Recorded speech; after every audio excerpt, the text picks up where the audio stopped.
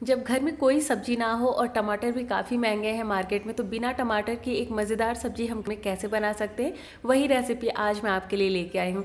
तो ट्राई ज़रूर करिएगा और साथ ही वीडियो पसंद आए तो इसे लाइक और चैनल को सब्सक्राइब करना बिल्कुल ना भूलें। सब्जी बनाने के लिए हमें चाहिए यहाँ पे बेसन। तो मैं यहाँ पे छोटी कटोरी की जितना बेसन इस्तेमाल कर रही हूँ। आप अपनी ज़रूरत के हिसाब से इसकी क्वान्टिटी को थोड़ा बढ़ा और घटा सकते हैं।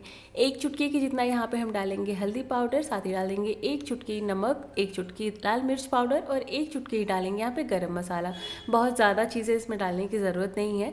साथ ही यहाँ पे थोड़ा सा अदरक लहसुन हरी मिर्च को मैंने क्रश करके रखा है, उसका आधा चम्मच मैं यहाँ पे डाल रही हूँ। और पहले इन सबको हम अच्छे से मिला लेंगे ताकि सारे मसाले हमारे बेसन में अच्छे से मिक्स हो सके। उसके बाद हम थोड़ा थोड़ा पानी डालेंगे और इसका एक घोल तैयार करेंगे। घोल तैयार करते वक्त ध्यान रखना है कि इसे बहुत पतला और बहुत गाढ़ा नहीं रखना है। यहाँ पे देखिए थोड़ा सा गाढ़ा लग रहा है, तो मैं थोड़ा पानी और ऐड कर देती हूँ और इसे फिर से हम अच्छे से मिक्स कर लेंगे। ये एक बेहद ही मज़ेदार सी सब्ज़ी की रेसिपी है, तो आप ट्राई इसे ज़रूर करिएगा। लीजिए हमारा घोल तैयार हो गया है और अब हम यहाँ पे एक मज़ेदार सा मसाला भी बना के तैयार करेंगे, जिसके लिए एक बड़ा चम्मच ले लेंगे हम धनिया, थोड़ा सा ले लेंगे काली मिर्च, थोड़ा सा ही लेंगे हम जीरा, साथ ही यहाँ पे हम ले लेंगे सरसों के दाने। मैं यहाँ पे राई का इस्तेमाल कर रही हूँ, आपके पास बड़े वाले सरसों ना तो वो भी ले लीजिए, आधा चम्मच के जितना। थोड़ा सा पानी डाल के इसे हम बारीक सा पेस्ट बना लेंगे। तो देखिए यहाँ पे मैंने पेस्ट बना लिया और अब थोड़ा सा खंगाल के मिक्सी के जार को हम पानी डाल देंगे। यहाँ पे एक चौथाई चम्मच के इतना डालेंगे हल्दी पाउडर, आधा चम्मच में डाल रही हूँ लाल मिर्च पाउडर, साथ ही यहाँ पे डालेंगे एक चौथाई चम्मच के इतना गरम मसाला और यहाँ पे काश्मीरी लाल मिर्च पाउडर, जिससे कि हमारी सब्जी का कलर बहुत बढ़िया आए। और अब इन सब को हम अच्छे से मिला लेंगे। ये मसाला इस सब्जी की जान है, तो इसे आप इसी तरीके से तैयार करिएगा। सारे सूखे मसाले पहले ही पानी या फिर और मसालों के साथ ऐड करने से उसका टेस्ट बहुत एनहेंस होता है। तो यहाँ पे अब हम इसे ढक के रखेंगे और तवा गरम करके इसमें थोड़ा सा तेल डालेंगे और अच्छी तरीके से तेल को पहले हमें फैला देना है।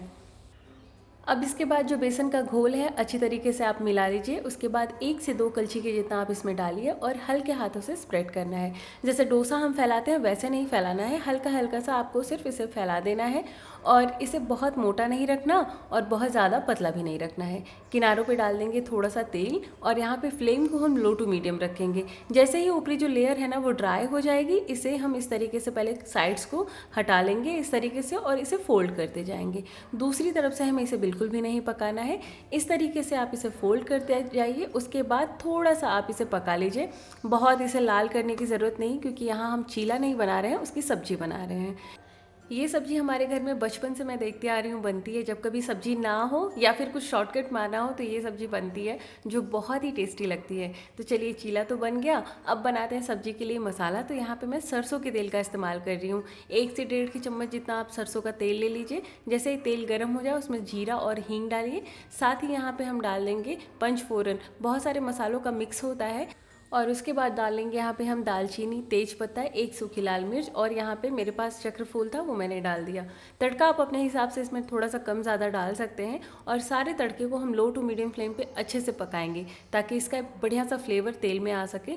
उसके बाद अदरक लहसुन हरी मिर्च को मैंने इस तरीके से क्रश करके लिया है, जो कि क्वान्टिटी में 1 चम्मच के जितना है। और अब हम इसे लो टू मीडियम फ्लेम पर ही भुनेंगे।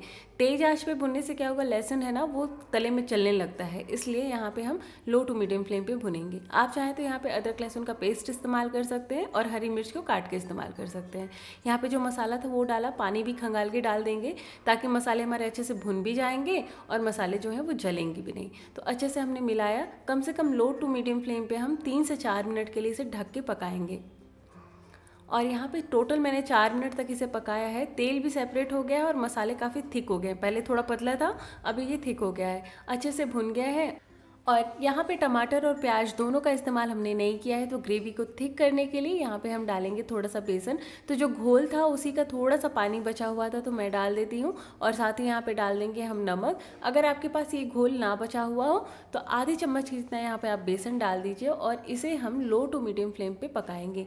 बेसन तले में जल्दी चिपकता है, इसके लिए यहाँ पे फ्लेम को लो टू मीडियम रखना है और इसे आपको लगातार पकाना है। इस तरीके से लगातार चलाते हुए देखिए मसाले अच्छे से भुन गए हैं। टोटल मुझे 4 से 5 मिनट का टाइम लगा है इन मसालों को भुनने में। काफ़ी अच्छी तरीके से ये देखिए कंबाइन हो रहे हैं, तो यही साइन है कि हमारे जो मसाले हैं ना अच्छे से भुन गए हैं। अब इसे हम ज़्यादा नहीं भुनेंगे, इसके बाद हम इसमें डाल देंगे पानी। तो यहाँ पे मैं पानी डाल रही हूँ 1 ग्लास के जितना। फ्लेम को आप यहाँ पे मीडियम कर दीजिए, जिससे कि पानी में अच्छी तरीके से उबाल आ सके और इसे हम बढ़िया से मिलाएंगे।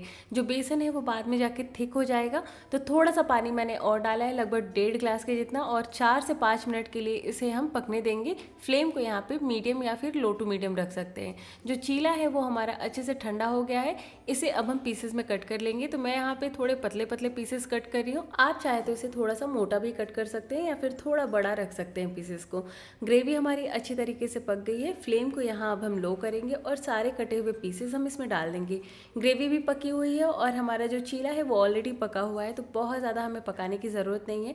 सिर्फ 1 मिनट के लिए लो मीडियम फ्लेम पे हम इसे पका लेंगे।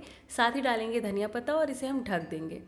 और जब सब्ज़ी आपकी बन जाए उसके बाद इसे 5 से 10 मिनट के लिए अगर आप छोड़ देंगे तो ये काफ़ी गाढ़ी हो जाएगी। तो बहुत ही मज़ेदार और यूनिक सी सब्ज़ी की रेसिपी मैंने आपसे शेयर की है। इसे ज़रूर ट्राई करिएगा। जब घर में कोई सब्ज़ी ना हो या फिर प्याज टमाटर के बिना कोई सब्ज़ी बनानी हो तो एक बहुत ही बढ़िया सा ऑप्शन है। बारिश में वैसे ही सब्ज़ियाँ बहुत महंगी होती हैं। तो ट्राई करिएगा, अपना फीडबैक देना बिल्कुल ना भूलिए।